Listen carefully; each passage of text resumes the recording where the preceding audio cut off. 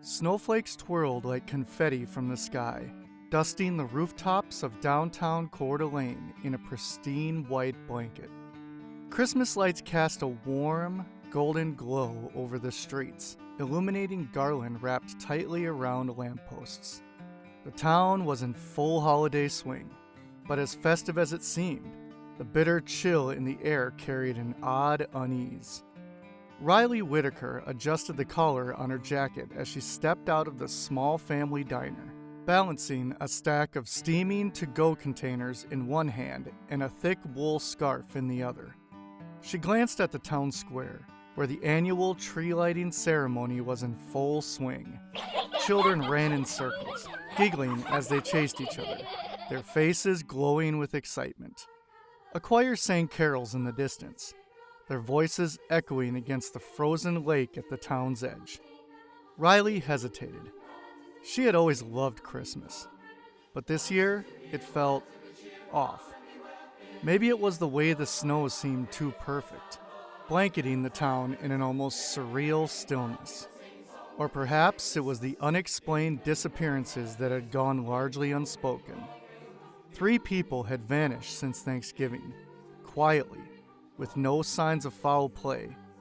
Just gone, like shadows at dusk. "Riley, you coming?" Jake's voice cut through the crowd, and she turned to see her older brother waving at her from the sidewalk, his beanie pulled low over his ears.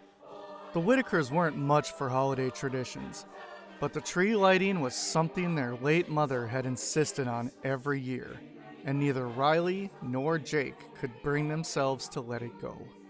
"Yeah, just give me a sec," Riley called back, clutching the containers tighter. Her breath frosted in the air as she quickened her pace to meet him. Jake reached out to grab the containers. "Let me take those. You're gonna drop—" "I've got it," Riley snapped before sighing.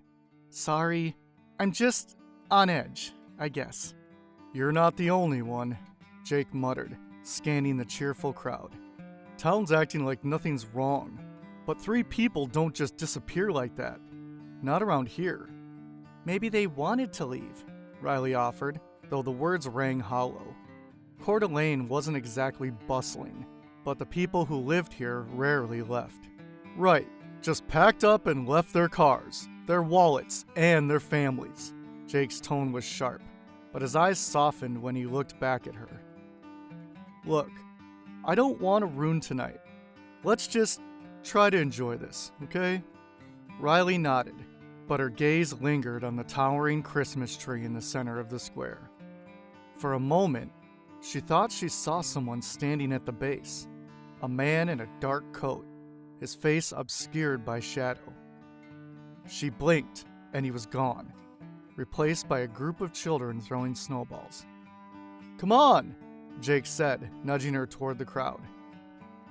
As they joined the gathering, the tree flickered to life, glowing with hundreds of multicolored bulbs. The crowd cheered, and for a moment, Riley felt a glimmer of the holiday spirit she'd been missing. But that moment was short-lived. Across the square, something caught her attention. A flyer pinned to a bulletin board just outside the general store. Its edges were tattered, the ink smudged, but the words were clear enough. "Missing person, Brian Kellerman." Riley's stomach twisted. Brian had been one of the first to vanish. She had known him, not well, but enough to remember his loud laugh and the way he always tipped generously at the diner. Before she could say anything, a voice crackled over the loudspeaker. "Ladies and gentlemen, on behalf of the town council, we thank you for joining us tonight. Remember, Santa's sleigh rides start tomorrow at noon, so bring your children for a magical experience." The announcement was met with applause, but Riley felt a shiver run down her spine. There was something odd about the phrasing, "a magical experience." Jake leaned close, his voice low. "You okay?" "Yeah," Riley said, shaking off the feeling. "It's probably nothing." But as they walked home through the snow-covered streets, Riley couldn't shake the sense that someone or something was watching. The Whitaker siblings' house sat on the edge of the forest, its eaves weighed down with fresh snow. The faint glow of the Christmas lights along the porch reached only as far as the tree line, where shadows seemed to shift in the windless night. Riley hung her coat on the hook by the door and kicked off her boots, still thinking about the flyers she'd seen at the square. Jake followed behind her, stomping snow from his boots and muttering about the temperature. "You want cocoa or something?" Jake asked, already heading for the kitchen. "I'm good," Riley replied, distracted. She wandered to the living room window and peered outside. Their yard stretched out into the dark woods, and for a moment, she thought she saw movement between the trees, a flicker of something pale against the blackness. "Still with me?" Jake's voice pulled her back. "Yeah, just thinking," she said, turning away from the window. Jake set a steaming mug of cocoa on the coffee table anyway, his face thoughtful. "You're thinking about Brian, aren't you? That flyer." Riley hesitated, then nodded. "And the others. It's like nobody wants to talk about it. It's like everyone's pretending it's not happening." "Small town denial," Jake said with a shrug. "This place isn't built for bad news. But 3 people gone? No signs of them?" "You're right. It's weird." "Weird doesn't even cover it," Riley muttered, sinking into the couch. "I saw something tonight, Jake. At the square, by the tree." "What kind of something?" "A man, I think. Just standing there. But when I looked again, he was gone." Jake frowned. "Probably just one of the council guys, or someone getting a better look at the lights." "Maybe." Riley wasn't convinced. But it felt wrong. Like he wasn't supposed to be there. Before Jake could respond, a sharp knock echoed through the house, making them both jump. "Who the hell?" Jake started, but Riley was already heading for the door. When she opened it, the cold air hit her like a slap. There was no one there, just a silent stretch of snow-covered yard leading to the forest. But something lay on the porch. A small, neatly ornate box with a note. "What the?" Jake said, appearing behind her. Riley crouched and picked up the box. It was heavier than it looked, and when she shook it lightly, something rattled inside. "Is this some kind of prank?" Jake asked, stepping outside to look around. Riley didn't answer. Her eyes were fixed on the card attached to the box. It was handwritten, the ink slightly smudged from the cold, but the message was clear. To Riley Whitaker, do not open until Christmas Eve. Her heart thudded. "Jake, who knows where we live?" "Pretty much the whole town," Jake said, stepping back inside and shutting the door. "But this? It's specific." Riley placed the box on the kitchen table, staring at it like it might explode. "You think it's from one of Mom's friends? Some weird holiday tradition we forgot about?" Jake didn't answer right away. He leaned over, inspecting the box, then shook his head. "Mom's friends are nice, but they're not this cryptic. And what's the deal with waiting until Christmas Eve?" Riley bit her lip. The weight of the box felt wrong in her hands, but her curiosity gnawed at her. She reached to open it. "Wait," Jake said, grabbing her wrist. "You seriously gonna open that? It's probably nothing, but what if it's not?" Riley hesitated. Her fingers itched to know what was inside, but Jake's tone gave her pause. She set the box down again and crossed her arms. "Fine." Jake let out a relieved breath. "Good. Let's just—" A low creak interrupted him. Both of them froze. Their eyes snapped to the hallway leading to the back door. "Was that the wind?" Riley whispered. Jake moved toward the hallway, his jaw tight. "Stay here." Like hell, Riley muttered, following close behind. The back door was closed, but the lock was unlatched. Snowflakes swirled on the welcome mat just inside the doorframe. Jake locked the door with a sharp twist. "We left it locked, right?" "Yeah," Riley said, her voice barely audible. Her eyes darted to the forest visible through the glass. Something was moving between the trees. Slow, deliberate. "Stay here," Jake said again, grabbing the flashlight from the counter. "Jake, don't!" But he was already outside, the beam of light cutting through the darkness. Riley stood frozen, watching his figure fade into the shadows. The flashlight bobbed with his steps, then suddenly stopped. "Jake?" No answer. The flashlight snapped off. Riley's blood turned to ice. The cold air slammed into Riley as she burst through the back door, breathless and frantic. Her boots crunched in the snow as she scanned the yard, heart pounding in her chest. The woods stretched out before her, dark and unnerving. But the figure she had seen, Jake, with his flashlight, was nowhere to be found. She rushed toward the tree line, every step feeling like it took longer than it should have. She called out to him again, but the wind howled louder than her voice. "Jake! Where the hell are you?"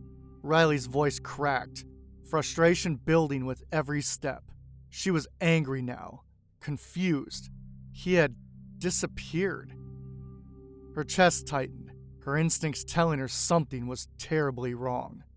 Another rustling came from the darkness, sharp and menacing. Riley froze. Her flashlight trembled in her hand as she swung it toward the noise, but the beam only revealed an endless expanse of shadow. A growl. Low. Deep. It felt like the very ground beneath her feet trembled with it. Then there was the voice. Low. Gravelly. But undeniably clear. It spoke her name. "Riley, you shouldn't have followed him." Riley's stomach dropped. She spun around, but there was nothing, just the thick, encroaching woods. Her pulse pounded in her ears, drowning out all other sounds until... "Riley!" Jake's voice pierced the silence from behind her. She whipped around, heart leaping into her throat. She didn't know whether to run toward him or away. There he was, Jake, standing near the porch, the front door wide open behind him. His breathing was visible in the cold night air, but his face was pale, and his eyes were wide with confusion. He was back in the house, but how? Riley blinked. Hadn't he just been in the woods? "Jake?" She took a hesitant step forward, still gripping her flashlight like a weapon.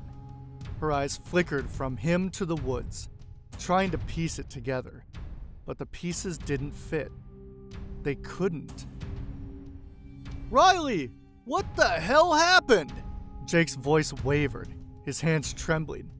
I don't remember how I got back here. I was just out there. I saw you chasing me and then..." He paused. His eyes darted nervously to the trees, as though the very woods might hold the answers. Riley's frustration bubbled over. She stepped toward him, her voice sharp. "What do you mean? You don't remember? You disappeared. I followed you, and then..." She cut herself off, trying to steady her breath. "What the hell is going on, Jake?" He swallowed hard, clearly shaken. "I don't know. One minute I was following the flashlight, the next it was like I blinked and I was standing here. And I couldn't find you. It didn't make any sense." He looked at her, his eyes filled with confusion. Did you see something out there? Something weird?"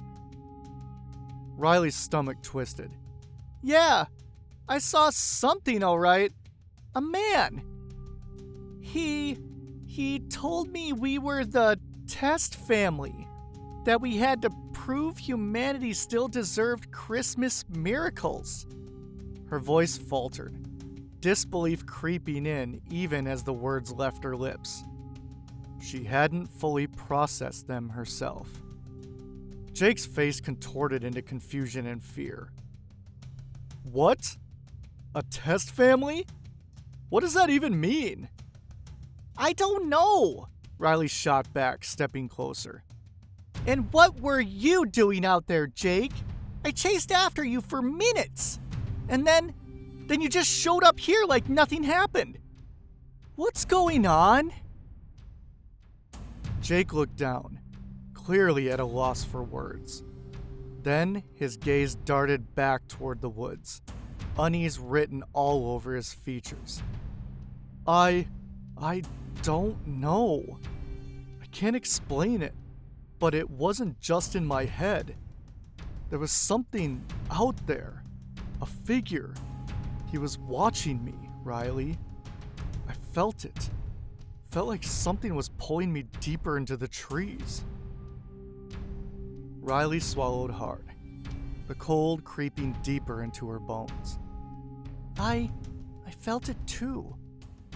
I heard that voice, that growl, and when I turned around, it wasn't just you. There was someone else out there. Someone talking to me, and it didn't feel like a human. She paused, her thoughts running a mile a minute. She wanted answers. She needed answers. We need to get inside, she said, voice shaking as she grabbed his arm, pulling him toward the door. Jake stumbled slightly, his movements slow, as though he was still trying to shake off the disorientation. Yeah, okay, he mumbled, his voice distant. They stepped into the warmth of the house, but Riley couldn't shake the cold fear crawling up her spine. She closed the door behind them with a solid thud, locking it without thinking. Her heart was still pounding. I don't know what's happening, Jake, but I think we're being tested, and I don't think it's over yet, Riley said, her voice quiet but firm.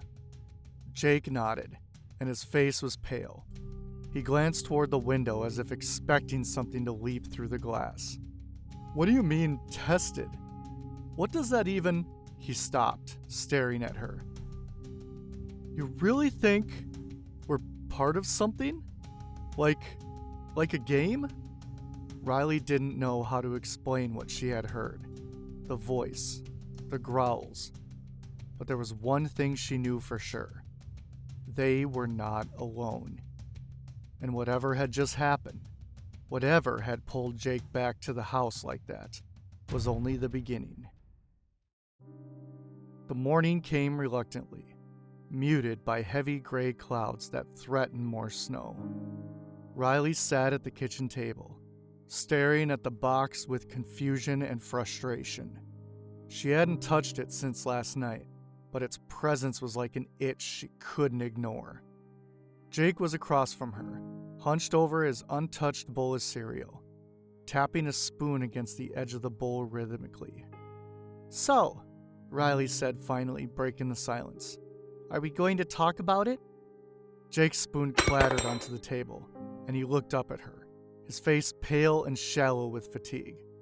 Talk about what? The part where I don't remember anything about stepping outside? Or the part where you came back from the woods looking like you'd seen a ghost? Both, Riley said, folding her arms. Jake sighed, leaning back in his chair. I remember hearing something, footsteps maybe, but I couldn't see anything. And then, nothing. Next thing I knew, I was back inside with you yelling at me. You don't remember coming back to the house? Riley pressed. No, I don't even know how I got back. Jake rubbed the back of his neck, frustration etched into his features. 1 second, I'm out there with the flashlight, and the next, it's like I blinked, and I was standing by the couch. Riley clenched her jaw, She had been too overwhelmed last night to fully process her emotions, but now anger bubbled beneath the surface. You could have gotten yourself killed. You think I don't know that? Jake shot back, his voice rising. What about you? Running out into the woods after me? That was real smart, Riley. I wasn't going to just let you disappear like the others, she snapped. The room fell silent, the weight of her words settling over them like a heavy blanket. Jake dropped his gaze to the table, his knuckles whitening as he gripped the edge. I saw something, Riley said quietly, her tone softer now. In the woods. It wasn't human. Jake's head snapped up. What do you mean, wasn't human? I don't know how to describe it, Riley admitted. It was pale, like its skin had never seen sunlight. And its eyes, Jake, they were empty, like they weren't even real. It was watching me, but it felt like it was waiting for something. Jake sat back, his face unreadable. You sure it wasn't someone messing with you? A prank or something? Riley shook her head. No one could move like that. It was too fast, too... She stopped, struggling to find the words. It wasn't natural. Jake frowned, his skepticism battling with the unease creeping into his expression. Okay, let's say I believe you. What does that mean for us? For all of this? He gestured vaguely toward the box on the table. I don't know, Riley admitted, her voice very quiet. But I don't think it's over. As the day wore on, the sense of foreboding only grew. Riley found herself glancing at the clock more often than usual, counting the hours until Christmas Eve. It felt like a deadline, though for what, she wasn't sure. By late afternoon, the snow began falling again, heavy flakes drifting lazily from the sky. Riley and Jake stayed inside, avoiding the woods and town alike. I think we need to tell someone, Jake said abruptly as they sat in the living room, the fire crackling softly in the hearth. Tell them what? Riley asked. That there's some kind of monster in the woods? That we got a creepy box on our porch? They'll think we've lost it. Maybe, Jake admitted. But we can't just sit here and wait for whatever this is. Riley frowned, her gaze drifting to the window.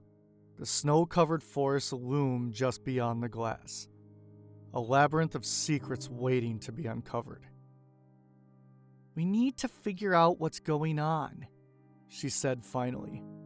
How? Jake asked, his voice laced with skepticism. Riley hesitated, then stood and crossed to the fireplace. She grabbed a poker and used it to prod at the flames, more to steady her nerves than to stoke the fire.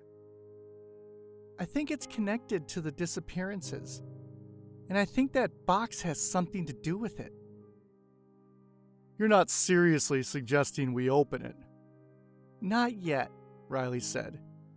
But maybe we can find out where it came from. Whoever left it had to have a reason, right? Jake didn't respond, but his expression made it clear he wasn't thrilled with the idea. As night fell, Riley sat at the table, poring over the flyers she had taken from the square. Brian Kellerman's face on one stared back at her, his wide grin a stark contrast to the grim reality of his disappearance. What are you thinking? Jake asked from the couch, where he was flipping aimlessly through channels. I'm thinking we should start with the square, Riley said, setting the flyers down. That's where I first saw whatever it was. Maybe there's something we missed. Jake sighed, running a hand through his hair. You're not going alone. Didn't plan to, Riley said with a faint smile. The square was eerily quiet when they arrived, the festive lights casting long shadows across the snow. Riley shivered, pulling her coat tighter around her as she scanned the area. "Looks normal," Jake muttered, though his tone was anything but reassured. "Over here," Riley said, pointing to the bulletin board where she'd seen the flyers. They approached cautiously, their breaths fogging in the cold air. The board was covered with announcements, lost pet posters, and holiday events. But something new caught Riley's eye. Another small box, identical to the one left on the porch. This one bore no card, just a faint, burned-in symbol on the lid that looked like a snowflake fractured into jagged shards. "What the hell is that?" Jake whispered, his hand resting protectively on Riley's shoulder. Riley didn't answer. Her fingers hovered over the box, trembling slightly as she reached for it. "Riley, wait!" Jake started, but it was too late. The moment her hand touched the box, the festive lights flickered, and a low, bone-chilling hum filled the air. From the shadows, a figure emerged, its pale form unmistakable. The being stood at the edge of the square, its hollow eyes fixed on Riley. And then it smiled, looked up, burst into flames, and shot up into the air. Riley and Jake stood in stunned silence as the fiery letters hung in the air above the square. One must face the past, and the other must guide the way. The flames faded. Riley looked at Jake, her stomach twisting. "Face the past? What does that even mean?" Jake asked. "I don't know," Riley admitted, "but I think this is a test." As if in a response, the ground trembled, and a nearby tree split down the middle with a deafening crack. The split widened unnaturally, forming an arched opening that glowed faintly with the amber light. Jake stared at it. "Yeah, sure. Let's walk into the creepy glowing tree. What could go wrong?" "Do you want to get out of here or not?" Riley snapped, brushing past him. The air inside the tree was thick and warm, the glow surrounding them as they stepped through. On the other side, they found themselves in a circular clearing enclosed by impossibly tall trees. In the center was a massive, ornate door carved into a rock face, flanked by two smaller stone altars. On one altar was a box similar to the first, its carvings shimmering faintly. The other altar held a worn iron key. Riley approached the box, but the moment her fingers brushed its surface, the carving sprang to life, twisting into scenes that made her stomach drop, forming a familiar image. The snow-covered road where their mother's car had skidded all those years ago. "No," Riley whispered, her throat tightening. "What?" Jake asked, moving to her side. But as he did, the hum intensified, and the ground beneath them shifted. The box's carvings rippled again, now displaying a second image. Jake, standing alone in the diner, his face pale and drawn. Riley recognized the moment instantly. It was the day he'd told her about losing his job. The one time she'd seen him cry. Jake's jaw clenched. "This isn't right." "It's personal," Riley said softly. "It's us." A voice echoed through the clearing, deep and resonant. Only together can the way forward be found. Separate, you fall. United, you rise. Jake groaned. "Great. Team building exercises in the middle of whatever this is." Riley ignored him and examined the carvings more closely. A set of panels glowed faintly, shifting into a series of small symbols that reminded her of road signs. "I think it's a puzzle," she said. "Of course it is," Jake said, rubbing his temple. "What do we do?" Riley reached out to touch one of the panels, and immediately the symbols began to shift and rearrange. Her mind raced, connecting them to memories of her mother's driving lessons. Stop signs, yield signs, green lights. "It's her," Riley murmured. "She used to sing 'Row, row, row your boat' to calm you down," Jake finished. The hum grew softer, almost approving. Riley nodded, pressing a sequence of symbols that matched the cadence of the song. The box emitted a soft chime, and the carving shifted once more, revealing a set of instructions written in glowing letters. The key unlocks the door, but the hands of two must turn it. Jake grabbed the iron key from the second altar. "Guess that's my part." They approached the door together, Jake fitting the key into the ornate lock. Riley put her hand on his, and as they turned it, the hum surged again, and the rock face began to pulse with light. The carvings on the door shifted, revealing a third challenge. 2 circular dials, one on either side of the keyhole. Each dial had a series of runes engraved on it, and below them was an inscription. "Truth is the strongest bond. Speak it, or be undone." Jake groaned. "Of course, it's a riddle. Why not?" "I think we have to align the runes," Riley said, studying the dials. "But we need to tell the truth?" "About what?" Jake asked, his tone sharp. "About whatever this thing wants," Riley snapped. She grabbed the left dial and began to turn it, her mind racing. The runes felt familiar, almost like fragments of words or emotions. "Fine," Jake said, gripping the other dial. His voice was tight. "I'll go first. I hated working at the diner, okay?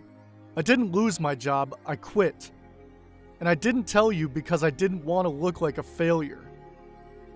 Riley froze, staring at him. "You... what?" "Your turn," Jake barked, refusing to meet her gaze. Riley clenched her jaw, turning her dial. The runes shifted, glowing faintly. "I blamed you for what happened to Mom," she admitted, her voice breaking. "For not being there. For not driving her that day instead of me." The hum grew louder, vibrating through the clearing. The dials locked into place, and the door creaked open, revealing a dark corridor beyond. Jake swallowed hard, his face pale. "Guess we passed." "For now," Riley said, stepping into the darkness. The frost-covered chamber was silent except for their labored breaths. In the center, a crystalline basin filled with 2 small vials of shimmering liquid. One red, the other black. The voice returned, quieter now but laced with icy malice. To preserve the cycle, drink. Your truth will bind the miracle. Jake and Riley exchanged uneasy glances. "What happens if we don't?" Riley asked. The voice didn't respond. Instead, the air thickened with a suffocating pressure, the frost creeping toward their feet. Jake reached for the black vial, grimacing. "It's not like we got a choice," he muttered, popping the cork. Riley hesitated before grabbing the red vial. "This better not kill us." Together, they tipped the vials to their lips. The liquid was ice cold, but it burned as it slid down their throats. For a moment, nothing happened. Then Jake gasped, clutching his stomach. Tendrils of blackness spread from his chest, curling out under his skin like ink and water. Riley cried out as red streaks laced her veins, glowing faintly beneath her flesh. The poison of lies. The voice intoned. Speak your truths. Deception will only deepen the wound. What the hell does that mean? Jake snarled, the black tendrils creeping toward his arms. I think it means we've got to tell the truth, Riley said, her voice shaking. All of it. Jake took a step forward, glaring at the unseen entity. Fine. Here's the truth. I hate this family. I hate how everything always falls apart no matter what I do. And I hate how every time something goes wrong, it's somehow my fault. The tendrils slowed, but didn't recede. Riley flinched, anger flashing in her eyes. You think that's the truth? Here's the real one, Jake. You ruined everything. You couldn't keep a job. You couldn't keep Mom from dying, and you sure as hell couldn't keep us safe now. The red streaks began spreading faster through her veins, and she gasped in pain, clutching her arm. Jake's face twisted with guilt. You don't know what you're talking about. Mom didn't have to come out that night. She didn't have to try to save me. She wouldn't have been there if it wasn't for you! Riley screamed. The red poison surged and she collapsed to her knees. Jake knelt beside her, panic overtaking his anger. Riley, stop! We're dying! Just tell the truth! Her breasts were ragged, her body shaking. You want the truth? Fine. I've hated you since the day we buried her. I hated you for making me clean up your mess while you ran away. And I hate myself because I still followed you here. The red streak slowed. Riley looked up, tears streaming down her face. But I don't hate you, Jake. Not really. I just miss her. And it hurts so much. The glow dimmed. Jake watched the black tendrils crawl toward his neck, his mind racing. Riley, he said, his voice trembling. You're right. I messed up. I ruined everything. I quit my job because I was weak, and it killed Mom. It was my fault, and I'm sorry. I'm so damn sorry. The blackness halted, then began retreating. Riley reached for him, gripping his arm as she sobbed. I miss her too, she whispered. Every day. The poisons receded completely, leaving their veins clear but their bodies trembling. The crystalline basin shattered, and the voice returned. The truth cleanses. The holiday continues. The burden remains and the scars persist. One must carry the burden of the season, and one must carry its scars. The next thing Riley knew, she was lying in the snow outside the house. Her fingers twitched, numb from the cold.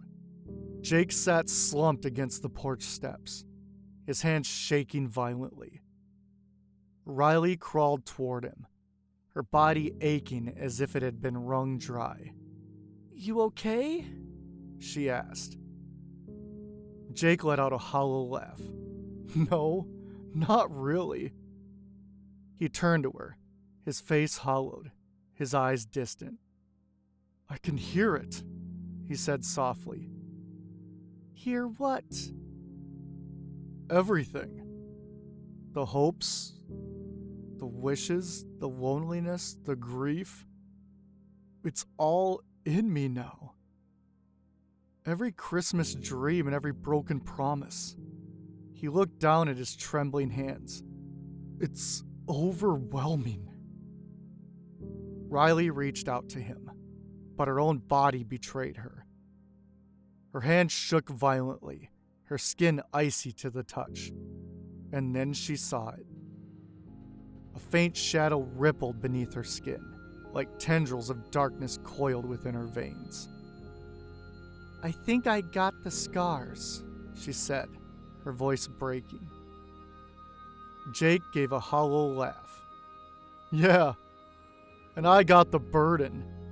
Guess that makes us the perfect pair. They sat in silence as the sun began to rise, casting a pale light over the forest. The air felt lighter, freer, but the weight on their shoulders was unmistakable. Riley broke the silence. Do you think it's worth it? Jake didn't answer right away. He stared at the horizon, his expression unreadable. Finally, he said, "We made sure Christmas survives, didn't we? Kids get their presents, families get their miracles. I guess that had to be enough." "And us?" Riley asked, her voice hesitant. Jake turned to her, his face etched with sorrow and a faint, bittersweet smile. "We survived too. That has to be enough." The world around them looked normal, untouched by the horrors they'd endured. But as they got up and stepped into the house, Riley caught a glimpse of herself in the mirror by the door. For a fleeting moment, her reflection smirked, a shadowed, twisted version of herself. She blinked, and it was gone.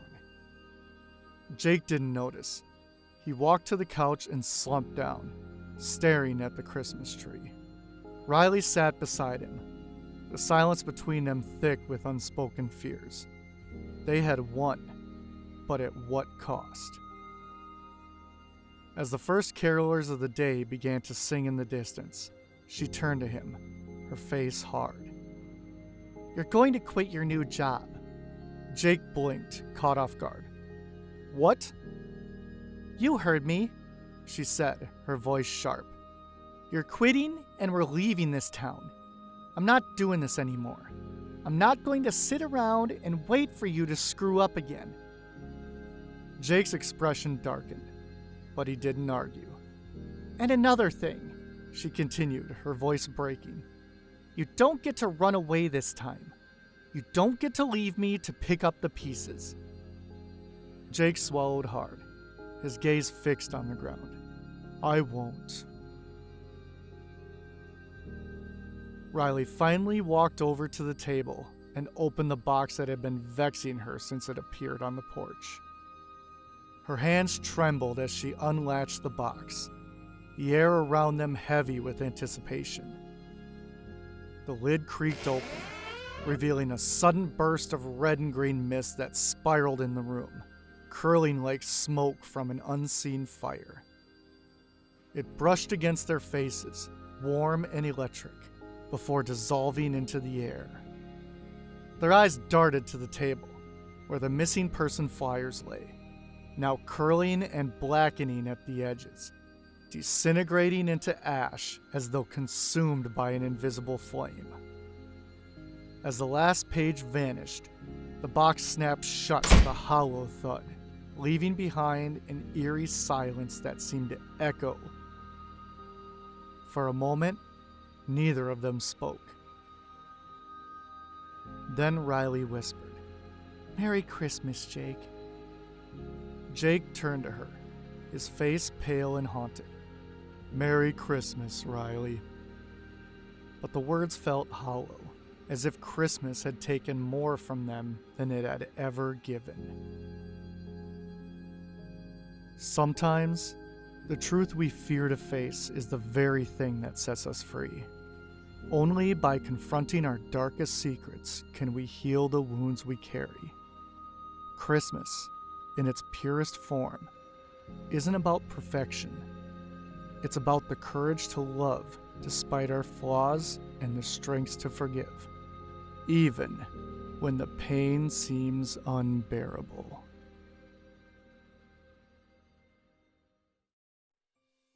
Hey everyone, thank you so much for listening to my Christmas-themed holiday special story. Of course, this story hits home personally, but I also wanted a Christmas story that wasn't very cliche like a lot of those out there. I really love the idea of the siblings who were lost and were given a responsibility, but it was also a burden, but something they had to carry and something that really gave them purpose.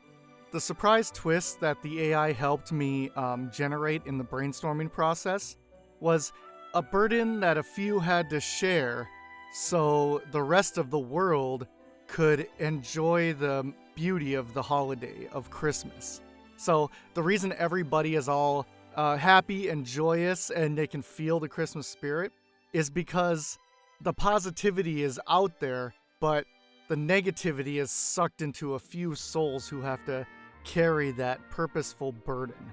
I really like that twist, and it ties the whole story together.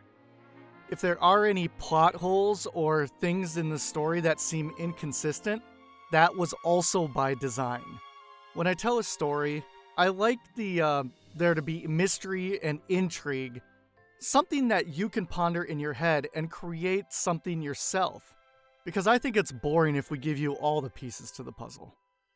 So I post all of my stories on YouTube and Rumble. And a reminder that I have a Buy Me a Coffee link. Appreciation goes a long ways and helps a great deal. And remember, it's okay to be jolly. I am too. Embrace the strange, embrace creativity, embrace the holiday, family, and the season. And I'll see you next year.